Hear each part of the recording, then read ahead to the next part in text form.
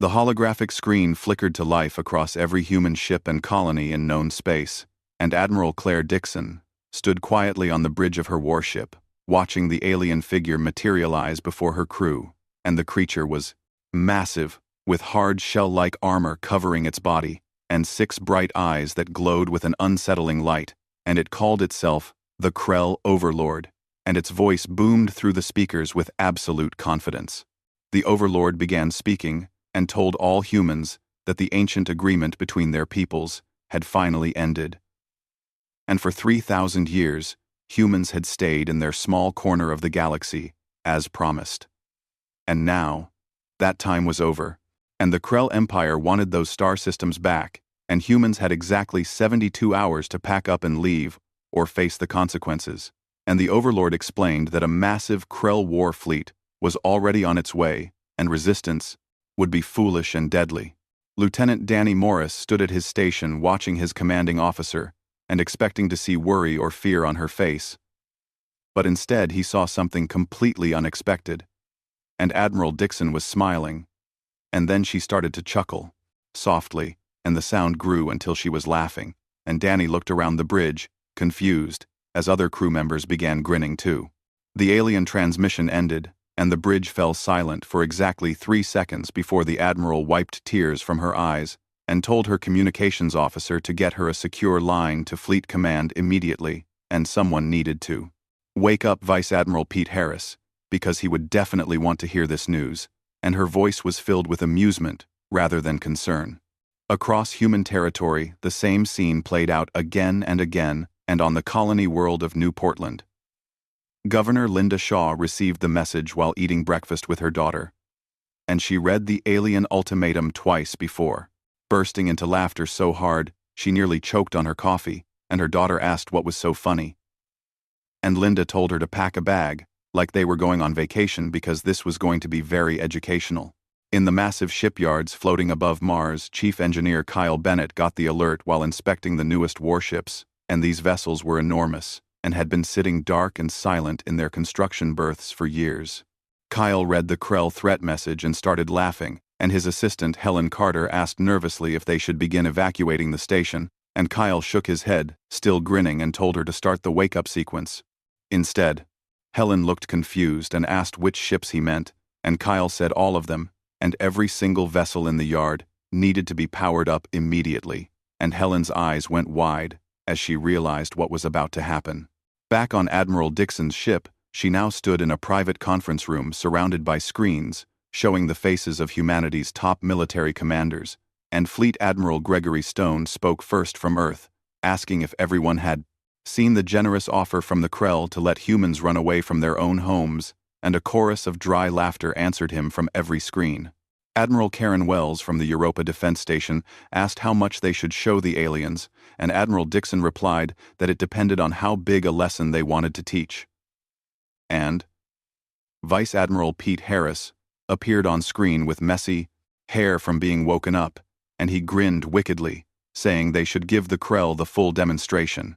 Pete explained that the Krell had been sitting in their comfortable empire for 3,000 years, thinking humans were still primitive farmers, and they had absolutely no idea what humanity had been doing all this time. And Admiral Stone nodded slowly and pointed out that the ancient Truce had very specific rules, and humans agreed not to expand past certain borders, and not to make first contact. But the agreement said nothing about what humans could build inside those borders. Admiral Dixon smiled and said they should show the Krell what 3,000 years of human development looked like when humans weren't busy fighting each other, and Admiral Wells said she would begin moving defense platforms into position, and asked how long until the main fleet could be ready, and Kyle Bennett's face appeared on another screen, saying the first ships could be powered up in 24 hours, and the full fleet would take 48 hours. Admiral Stone said that was perfect timing, and they could prepare a proper welcome for their visitors, and he told Admiral Dixon she would command the first response and show the Krell enough to make them reconsider, but not everything yet. And Claire smiled and said it would be her pleasure. After the meeting ended, Lieutenant Danny walked up to his commander and asked why everyone seemed so happy about a potential war with an empire that controlled hundreds of worlds. And Claire asked how old he was, and Danny said, 26. And she nodded, saying he grew up after the Unification Wars, and probably learned about the truce in school as just an ancient agreement to stay peaceful. Claire walked to the large window showing endless stars, and explained that what they don't teach in basic history classes is why human ancestors agreed to that truce in the first place. And Danny listened carefully as she continued, and she explained that 3,000 years ago humanity had just discovered faster-than-light travel, and humans were new and aggressive and expanding rapidly, and they ran into the Krell Empire. The Krell had been terrified, she said, but not because they thought they would lose a war, but because they saw what humans were, and humanity had gone from first flight to traveling faster than light in less than 400 years. Humans had survived multiple near extinctions, and had turned everything from atoms to asteroids into weapons, and the Krell were deeply worried. Claire explained that the Krell proposed the truce, hoping humans would destroy themselves in their isolated corner of space before becoming a real threat, and they gave humanity 3,000 years, figuring humans would be extinct long before time ran out, and Danny said slowly that humans didn't die out, and Claire smiled and agreed. Instead, she continued, humans spent 3,000 years making better technology and building powerful ships and improving their tactics and preparing for the exact day when the truce would end, because everyone knew it would end eventually. And Danny asked what happens now, and Claire's smile turned cold. She explained that the Krell thought they were declaring war on primitive humans who barely had spaceships 3,000 years ago, but they were about to discover what happens when you give humanity 3,000 years to prepare for a fight, and she told Danny to set course for the Krell border at maximum speed and inform the crew why everyone was smiling.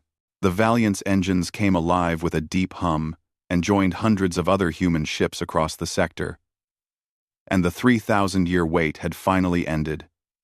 And the Krell had made their declaration, and now humanity was about to make its response.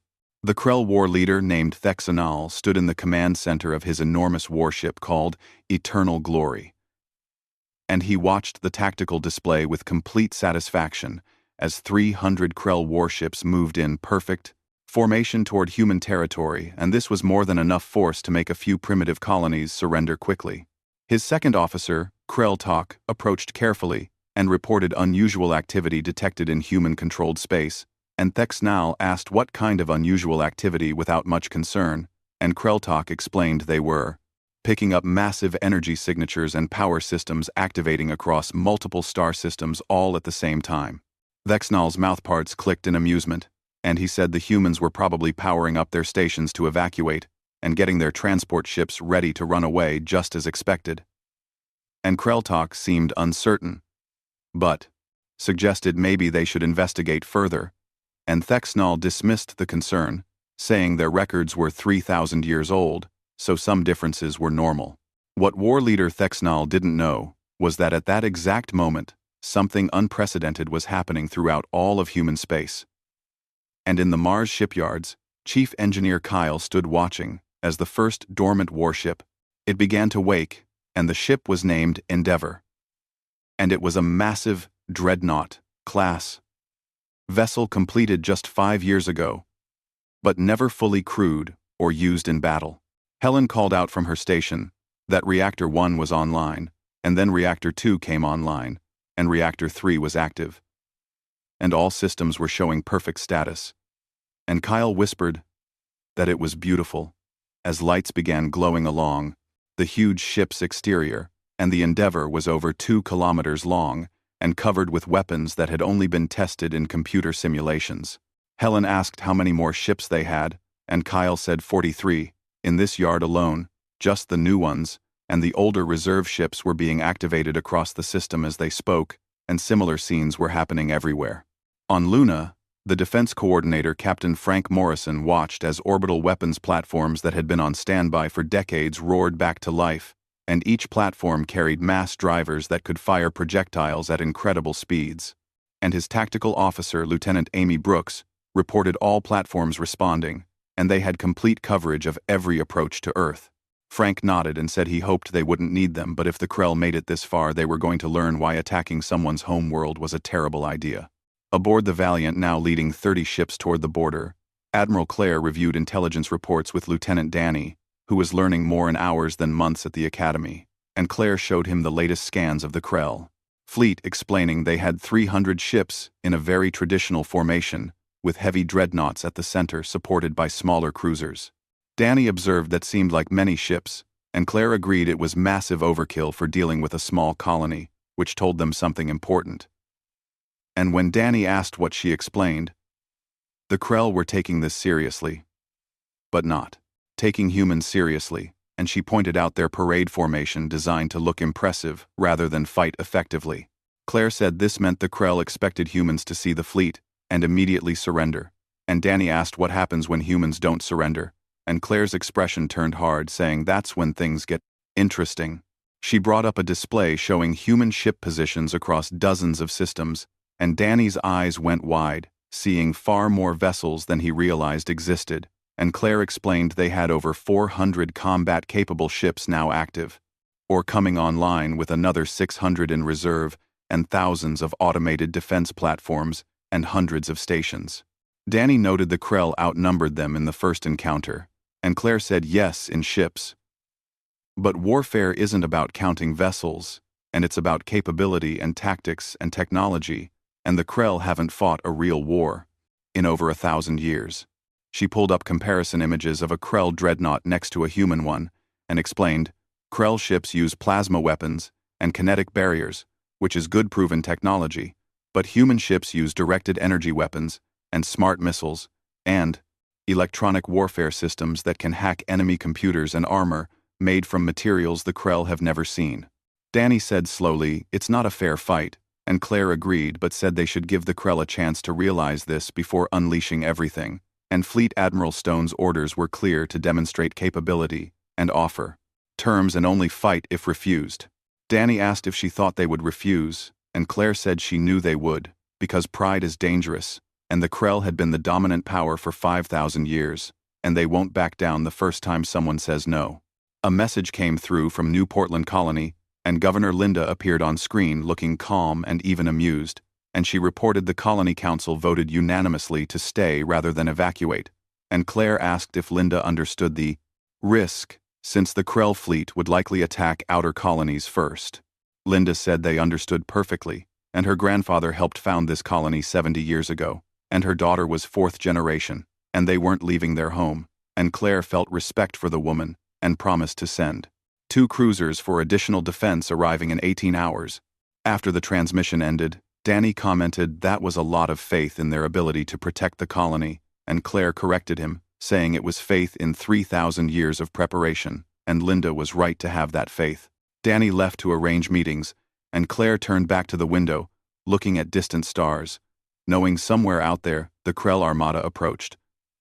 Confident and expecting easy victory, and completely unaware that humanity had spent 3,000 years preparing for exactly this moment. In the Mars yards, Kyle watched the 44th ship power up, joining the growing fleet. And in lunar orbit, Frank ran final checks on platforms that could turn space into a death zone. And across human territory, thousands of people worked with calm professionalism, preparing for the war everyone knew was inevitable. The Krell thought they were attacking a species that would scatter and run, but they were about to discover they had awakened something far more dangerous, which was a species that had been waiting and planning and building for 3 millennia. Back on the Krell flagship, war leader Thexnal reviewed reports and felt confident his armada would reach human territory in 37 hours, and he expected the humans would see his magnificent fleet and immediately begin evacuating in panic, and the war would be over before it began. His sensors officer reported more unusual energy readings from human space, but Thexnal ignored the warnings and told his crew to maintain course and speed and prepare for an easy victory. The countdown to first contact stood at 36 hours, and humanity was ready and waiting, and 300 Krell warships continued their approach, completely unaware they were flying into a situation beyond their understanding. Every human ship now hummed with power, and every weapons platform stood ready, and every defense system was active, and 3,000 years of preparation was about to be tested, and the question was not whether humanity could defend itself, but how much the Krell would need to see before they understood the mistake they had made. War leader Thexnal stood watching his tactical display as the Krell armada entered the outer edges of human space, and they had crossed the border 6 hours ago, without any resistance, and now approached their first target, which was the human colony called New Portland. Krelltalk reported sensor readings showing the colony operating normally with population centers active and no evacuation efforts detected, and the humans seemed either defiant or unaware of the approaching fleet, and Thexnal muttered that the foolish mammals would learn soon. He ordered a communication channel open to the colony, and moments later, a human female appeared on his screen, looking remarkably calm for someone facing an invasion, and Thexnal confirmed she was Governor Linda Shaw, and she said yes. That was correct. Thexnal announced he was war leader of the Krell Empire and gave her 12 hours to begin evacuation, and any humans remaining after that would be considered hostile, and Linda replied pleasantly that she appreciated the offer. But they were comfortable where they were. She added, however, that he should know he was violating human territory, and she was required to inform him that defensive forces were being sent to this system, and Thexnal said her defensive forces were irrelevant because he had 300 warships. Linda shrugged and said, "Okay, but don't say we didn't warn you," and ended the transmission, leaving Thexnal staring at the blank screen in disbelief. And he asked if she just dismissed him. And Krelltalk carefully confirmed. It appeared so. Thexnal ordered a full system scan, wanting to know what defensive forces she mentioned, and sensors reported detecting 2 vessels entering the system, and classification was unknown, and they were larger than Krell dreadnoughts, and much larger. On the bridge of the human cruiser, Pegasus, Captain Neil Fisher smiled as his ship dropped from faster-than-light travel alongside her sister ship Orion. And both vessels were Titan-class, heavy cruisers, each measuring nearly 3 kilometers in length.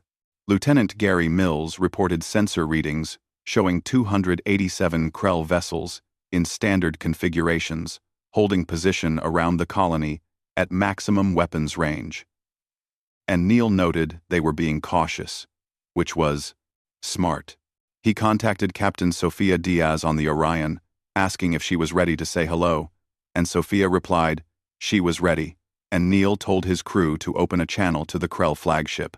War leader Thexnal stared at the 2 massive human ships that had appeared without warning, simply materializing as if they owned the space, and their energy readings were beyond anything his sensors expected, and Krelltalk announced an incoming transmission.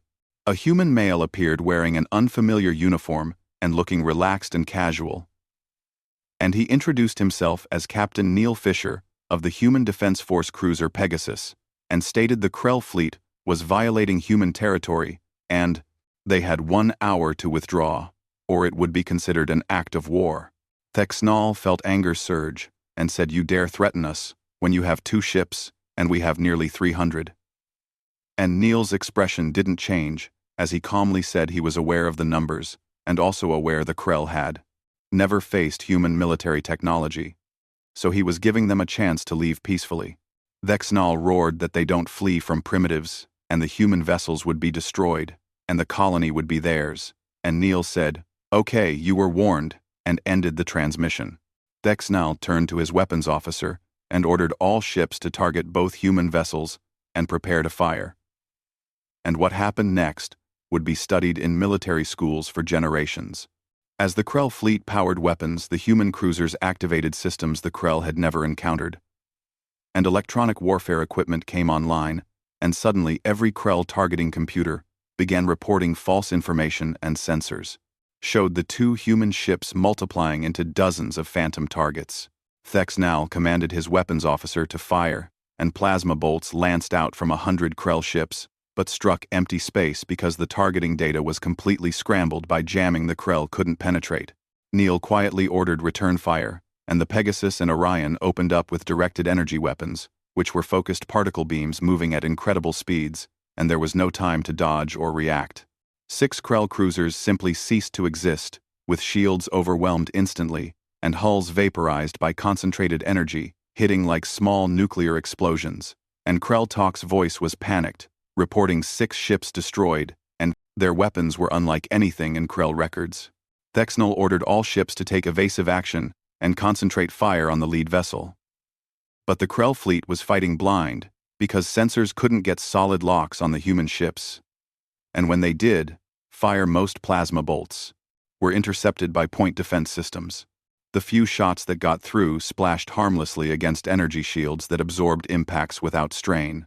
And meanwhile, the human ships continued methodical destruction, with another volley eliminating 8 more Krell vessels and then 10 more. Krell Talk reported they had lost 24 ships in 4 minutes, and their weapons were completely ineffective, and he strongly recommended immediate withdrawal. But Thexnol's pride warred with survival instinct, as his armada was being systematically destroyed by just 2 ships. He finally ordered all ships to fall back and execute emergency, faster-than-light jumps, but Krell Talk reported those systems were being jammed, and they couldn't jump.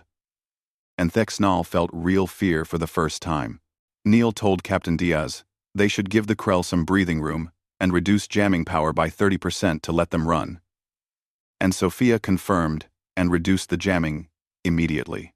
Krell Talk suddenly reported that faster-than-light capability was available again, and Thexnol screamed for all ships to jump immediately to rally point Beta 7, and the surviving Krell vessels vanished in flashes of distorted light fleeing in complete disarray. Of the 287 ships that entered New Portland space, only 249 escaped, and 38 ships had been destroyed in less than 10 minutes of combat. Governor Linda watched the tactical display with satisfaction and thanked Captain Fisher on behalf of the colony. And Neil replied, it was their pleasure, and they would maintain position in case the Krell decided to return. Though he suspected they would think twice.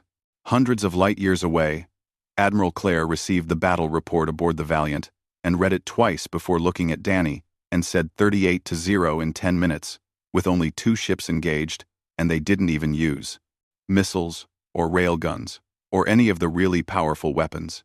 Danny asked if this would make the Krell reconsider, and Claire said, possibly, but more likely it would make them angry, because they just lost ships for the first time in centuries, and their pride was wounded, so they would probably escalate. She pulled up a star chart showing they were 12 hours from the border, and it was time to see if the Krell wanted to talk or learn more lessons, and Danny asked what if they choose to learn. Claire's expression turned hard, and she said, then humanity would teach them, and she ordered the fleet to battle stations and told communications to get her a channel to Fleet Admiral Stone, because he would want to know humanity just won its first space battle in 3,000 years.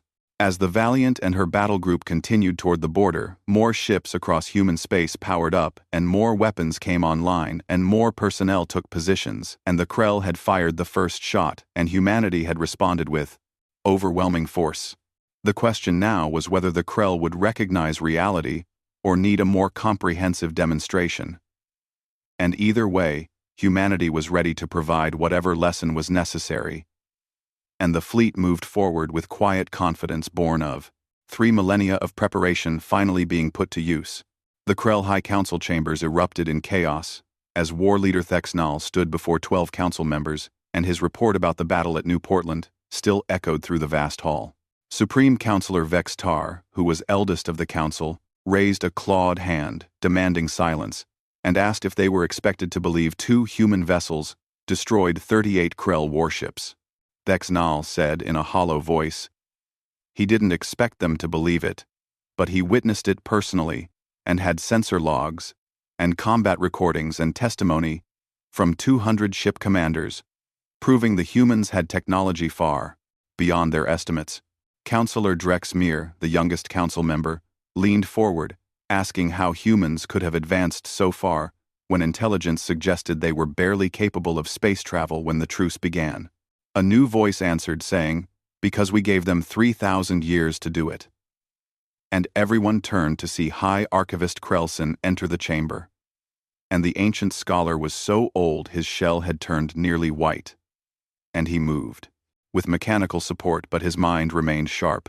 Vex Atar spoke with respect, asking if the High Archivist had insight, and Krelsen replied, he had memory, because he was alive when the truce was signed, and present in this very chamber when their ancestors decided to contain humans rather than destroy them.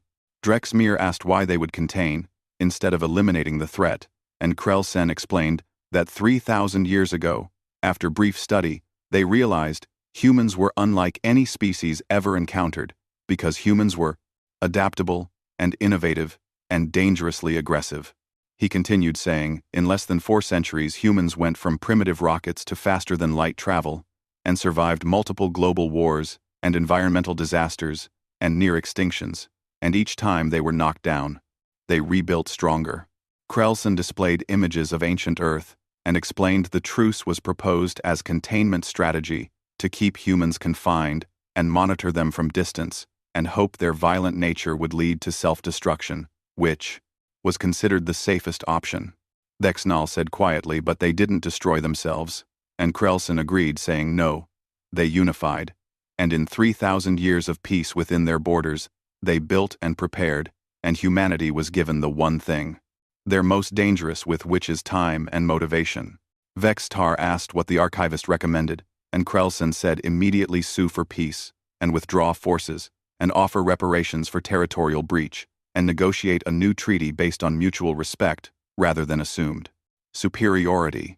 Counselor Brextalk, a military commander, roared that this was unacceptable, and they cannot show weakness, and humans must be made to understand Krell power.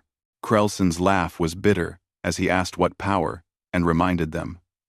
War leader Thexnel brought 300 ships, and humans destroyed 38, with only 2 vessels, and he told them to do the mathematics about how many ships would be needed to conquer human space if they had more ships like those 2. Brextalk shouted they had thousands of ships across the Empire, and Krell-sen asked how many the humans had after 3,000 years of building, and said again they should sue for peace while they still could. An aide rushed in, announcing they had a transmission from the human fleet at the border, requesting to speak with leadership, and Vextar straightened and told them to put it through. Admiral Claire Dixon appeared on the display, standing on her bridge, with dozens of human warships visible through windows behind her, and she asked if she was speaking to the Krell High Council. Vextar confirmed and introduced himself as Supreme Counselor, and said she had invaded their borders with a fleet, and Claire calmly corrected him, saying, actually, they were precisely at the border, not across it, unlike Krell forces, which violated human territory and attacked a colony. She explained she was there to discuss terms, and Vextar said she was in no position to dictate terms, and Claire replied with respect. She was in every position because the Krell fleet attacked a human colony and was destroyed without humans taking a single casualty. She continued, saying now the Krell were aware human technology significantly exceeded theirs, and she was offering a chance to resolve this diplomatically. High Archivist Krell-sen moved closer, asking what humanity wanted from this encounter, and Claire's expression softened slightly when addressing the ancient scholar, and she said humanity wanted what it always wanted, which was to live in peace and prosperity. She explained humans didn't seek war with the Krell Empire, but would not be bullied or intimidated or driven from their homes. Vextar interjected that the truce had expired, and humans agreed to remain in designated space, and Claire replied, they had remained in that space, and every colony and station and vessel was within territory defined by the original agreement. She said humans had not expanded beyond those borders despite having capability to do so for the last 1,000 years, and that statement caused stirring among council members. Drexmere asked if they had faster-than-light capability beyond their borders for 1,000 years, and Claire confirmed, saying, at minimum, and they respected the agreement. But the agreement also stated the truce would expire after 3,000 years, and both parties would renegotiate based on changed circumstances. She pointed out the Krell didn't come to negotiate but came with an armada and ultimatum. Vextar asked warily what changed circumstances, and Claire said, humanity was no longer the barely spacefaring species. The Krell met 3,000 years ago, and they spent that time advancing technology and building fleets, preparing defenses. She continued, saying they had also been monitoring the galaxy and learning about neighbors, and they knew about Krell Empire structure and technology level and military capabilities and recent history. Claire paused and said they knew the Krell haven't fought a major war in over 1,000 years. And the last significant military engagement took 3 years, despite overwhelming numbers, and Krell technology had remained largely stagnant for 1,500 years. Thexnal felt a chill as he realized the humans had been watching and learning and gathering intelligence for centuries, Claire explained. Meanwhile, humanity had been in constant military and technological evolution, with every generation building faster ships and better weapons and more effective defenses, and they had wargamed every possible scenario and prepared for this exact situation. Vextar said she spoke of war preparations, yet claimed to want peace, and Claire replied, "Humans prepare for war, so they can choose peace, and there's an old human saying that if you want peace, prepare for war." She said they had been preparing, and now were choosing peace, and the question was whether the Krell would make the same choice. Krell Sen asked what the terms were, and Claire listed them as first formal recognition. The truce ended, and old agreements were void. And second, establishment of new borders based on current holdings, and third, a demilitarized zone between territories, and fourth, establishment of trade and diplomatic relations, and fifth, a mutual non-aggression pact for the next century, with renegotiation every 100 years. Brextalk demanded to know what if they refused, and Claire's expression hardened, saying then humanity would demonstrate full military capability, and the Krell would accept far less favorable terms. She explained she had 30 ships at the border, representing a fraction of available forces, and behind her in human space were 372 more ships of same or better capability, with another 500 in reserve. Operational within a week, Claire leaned forward saying the Krell sent 300 ships to intimidate, and humans destroyed 38 with 2 cruisers in 10 minutes. And she asked if they really wanted to see what 300 human ships could do. The council chamber fell silent as the devastating mathematics became clear, and if 2 human ships could destroy 38 Krell vessels, what could 300 do, or 800? Vextar said she was threatening the Krell Empire, though his voice lacked earlier certainty, and Claire replied, no, she was offering peace with dignity, and they could withdraw and recognize new reality and establish productive relationship. She said, or they could escalate and learn firsthand why giving humans 3,000 years to prepare was a strategic mistake of historic proportions.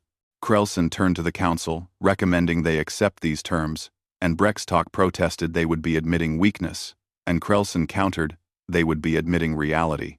He said humans had become what the Krell feared but were offering partnership instead of conquest, which was more mercy than the Krell showed when they thought humans weak.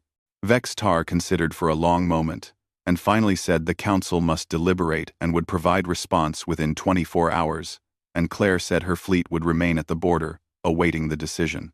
She urged them to choose wisely because humanity had waited 3,000 years for this moment, and they were patient and prepared, and would not be moved from their home. The transmission ended, leaving heavy silence, and the council deliberated long. But in the end, the decision was clear, because 23 hours later, a message was sent to the Valiant, and the Krell Empire chose peace. 6 months after the standoff at the border, Captain Neil Fisher stood in the observation lounge of the Pegasus, watching a massive structure taking shape in the neutral zone between human and Krell space and the Joint Diplomatic Station.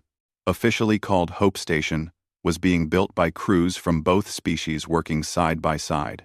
Captain Sofia Diaz joined him, holding 2 cups of coffee, and offered him one, saying it was strange that 6 months ago they were shooting at each other and now were building together. And Neil accepted the coffee, smiling, and replied, "That's strange because humans had a long history of becoming allies with former enemies.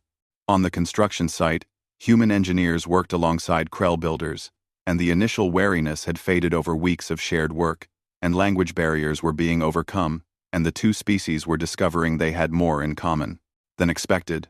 Inside, the Pegasus Lieutenant Gary Mills was hosting a tour for young Krell officers being introduced to human technology as part of the new exchange program, and he explained the main deflector array generated multi-phase energy shields that could absorb both kinetic and energy attacks. A Krell engineer named Tech Officer Kelvin studied the display with fascination, asking about energy requirements, and Gary agreed they were substantial, which was why they used cascade fusion reactors, and asked if Kelvin wanted to see the engine room, and the Krell said very much. As the tour moved on elsewhere in the ship, human crew members were learning about Krell culture and history and technology, and the exchange was mutual with both sides, discovering their former enemies had much to teach them. On Earth Fleet, Admiral Gregory Stone stood in a garden with High Archivist Krell Sen, and the ancient Krell had requested to visit Earth, wanting to see the homeworld of the species that had so dramatically exceeded expectations. Krellsen said the world was beautiful with so much life and diversity, and Gregory thanked him, though imagining it was quite different from Krell Prime. And Krellsen agreed, saying very different, and their world was harsh, which perhaps explained why they became harsh themselves. He continued saying they valued strength above all, which made it difficult to recognize strength in others when it came in unexpected forms, and they walked in silence before Krellsen asked if he could pose a question. Gregory said, of course, and Krellsen asked when the truce was proposed. 3,000 years ago, human ancestors must have known it was an attempt to contain and limit humanity, so why did they agree? Gregory smiled and explained because they knew humanity needed time, and they understood Krell intentions perfectly, but also knew humanity in that era was fractured and aggressive and not ready for galactic politics, so the truce gave them time to mature and unify and prepare. He said in a way the Krell did humanity a favor, and Krellsen noted it was a favor that almost led to war. And Gregory agreed, saying, almost. But it didn't because both sides chose peace when the moment came. And that's what matters. Krellsen stopped walking and turned to face the human admiral, saying humanity surprised him because they had every right to seek vengeance when territory was violated, but instead offered partnership.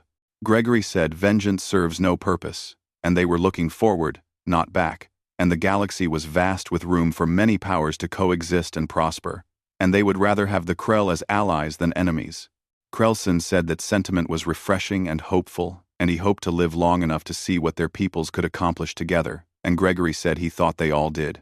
On New Portland, Governor Linda Shaw was showing Krell Ambassador Trellnack around the colony.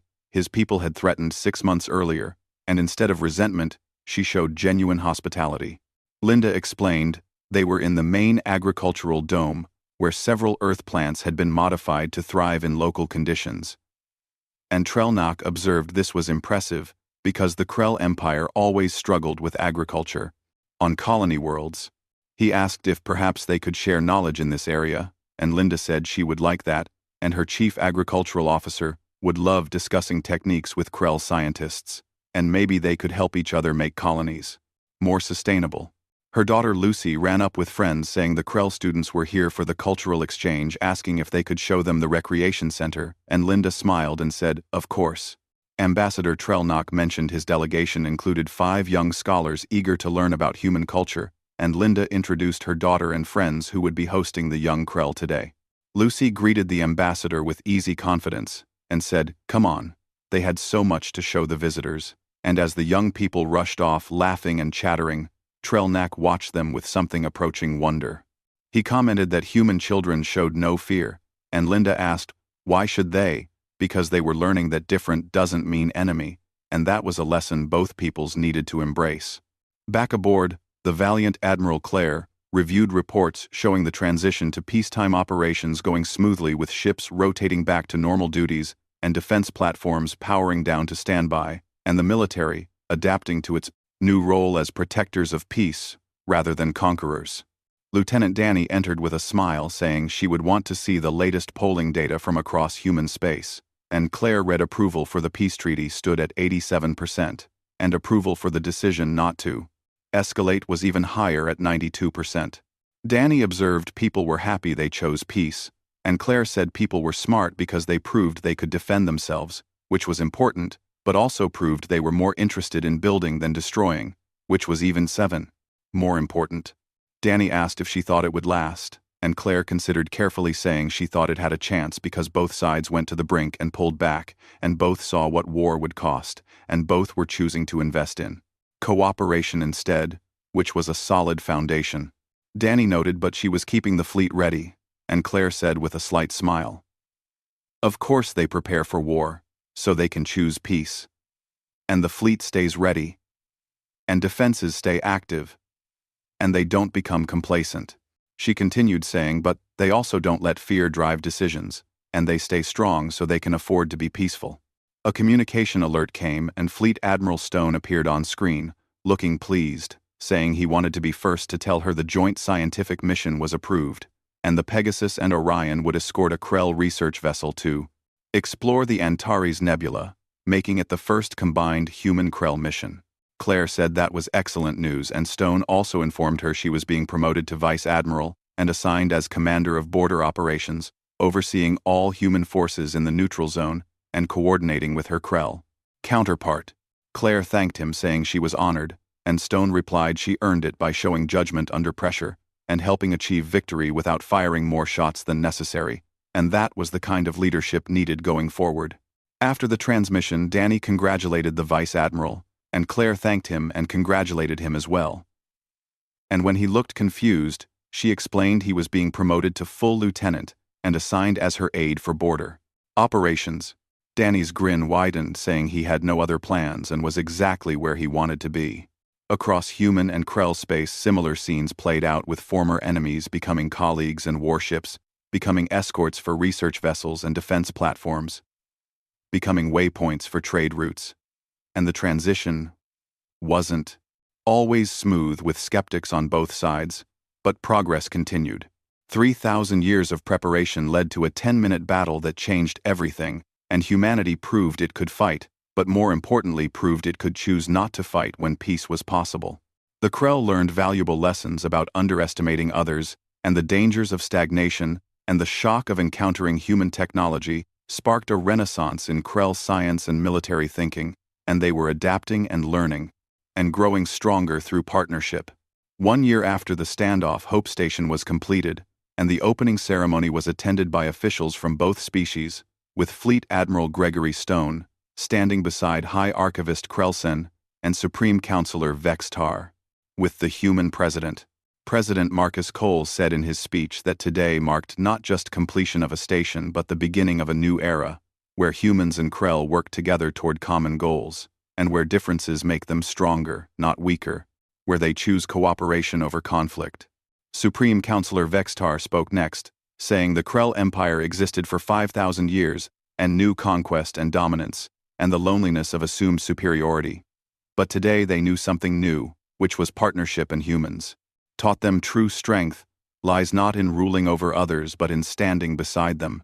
As speeches concluded and the station officially opened, Vice Admiral Claire stood with her Krell counterpart, Fleet Commander Dex Rowell, looking at ships from both fleets, maintaining joint patrol of the neutral zone.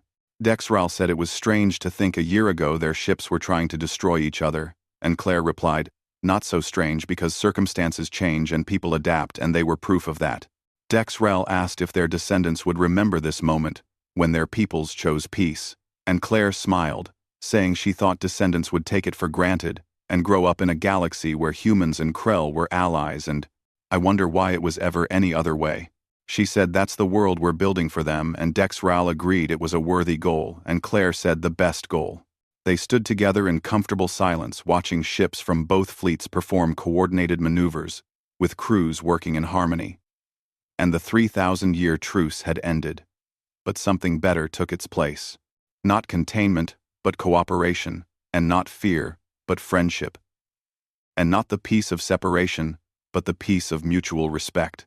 Humanity spent 3,000 years preparing for war, and in the end, used that strength to forge peace, and in the vast darkness of space, a new light had been lit, guiding both species toward a future neither could have imagined, but both could build together. The fleet powered on, no longer for battle but for exploration and protection, and the promise of what two peoples could achieve when they chose to stand side by side instead of opposed, and the war that never fully happened had ended, and the cozy partnership that could change the galaxy had just begun.